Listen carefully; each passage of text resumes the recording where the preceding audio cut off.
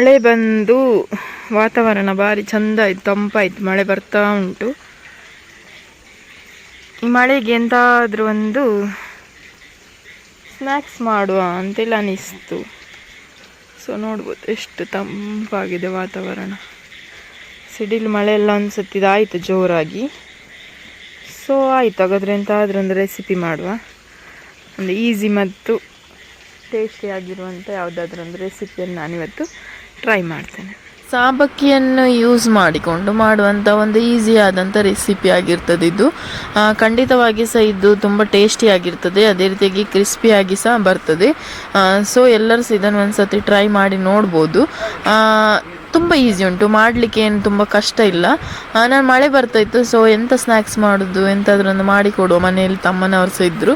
So ಹಾಗೆ think ಮಾಡುವಾಗ ಇದು ಕಡಿಮೆ ಇಂಗ್ರೀಡಿಯೆಂಟ್ಸಲ್ಲಿ, ಜಾಸ್ತಿ ಖರ್ಚು ಸಹ ಇಲ್ಲ ಈ ರೆಸಿಪಿಗೆ, ತುಂಬ ಸುಲಭವಾಗಿ ಮಾಡಿಕೊಡ್ಬೋದು. ಹಾಗಾಗಿ ನಾನು ಇವತ್ತು ಸಾಬಕ್ಕಿ ಪಕೋಡವನ್ನು ಮಾಡ್ತಾಯಿದ್ದೇನೆ. ಮೊದಲಿಗೆ ನಾನಿಲ್ಲಿ ಸಾಬಕ್ಕಿಯನ್ನು ಒಂದೂವರೆ ಗಂಟೆಗಳ ಕಾಲ ಇಲ್ಲಿ ನೆನೆಸಿಡ್ಕೊಂಡಿದ್ದೆ.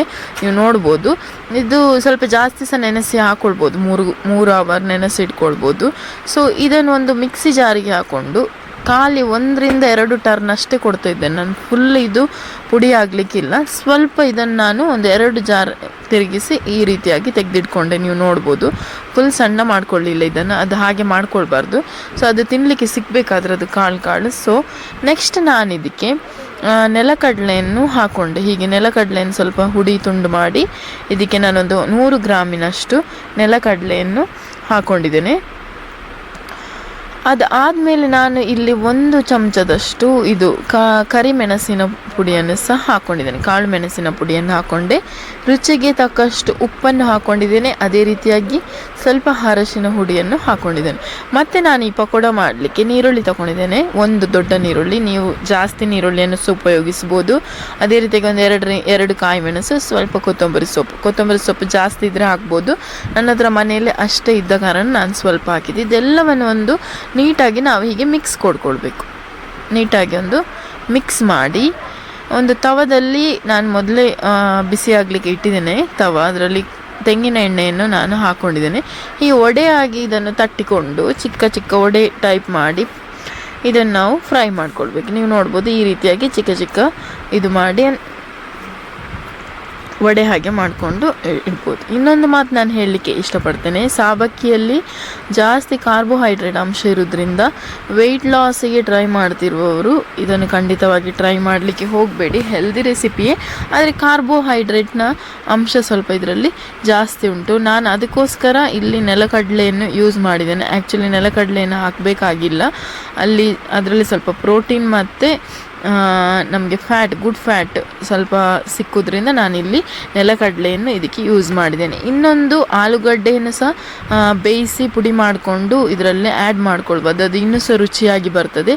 ಅದೇ ರೀತಿಯಾಗಿ ಕ್ಯಾರೆಟನ್ನು ಸಹ ಹಾಕ್ಬೋದು.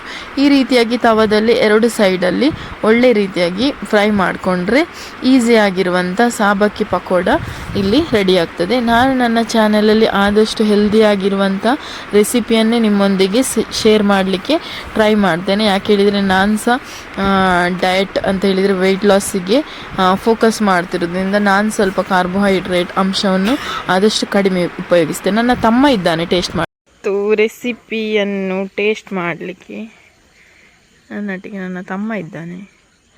ನೋಡುವ ಎಂತ ಹೇಳ್ತಾನಂತ. ಅದಕ್ಕೆ ಚಟ್ನಿ ಇರಬೇಕಲ್ಲ, ಗ್ರೀನ್ ಚಟ್ನಿ ಇದ್ರೆ ಒಳ್ಳೆಯದಾಗ್ತದೆ. ಕುರುಮ್ ಉಂಟ, ಕ್ರಿಸ್ಪಿ ಉಂಟಲ್ಲ, ಸ್ವಲ್ಪ ಒಳ್ಳೆದಾಗಿದಾ? ಮಳೆಯಲ್ಲಿ ತಿನ್ನಲಿಕ್ಕೆ ಚೆಂದ ಆಗ್ತದೆ. ಸೊ ಬಿಸಿ ಬಿಸಿ ತಿನ್ಬೇಕು, ಯಾವ ಸಹ ಇಂಥ ಚಪ್ಪೆ ಆದ ಮೇಲೆ ತಿನ್ನಲಿಕ್ಕೆ ಎಷ್ಟು ಹೇಳಿದರೆ ಅಷ್ಟೇ. ಸೊ ನೀವು ಸಹ ಒಂದ್ಸತಿ ಮನೆಯಲ್ಲಿ ಕ್ರಿಸ್ಪಿ ಆದ ಸಾಬುದಾನವನ್ನು ಒಂದ್ಸತಿ ಟ್ರೈ ಮಾಡಿ. ಇದನ್ನು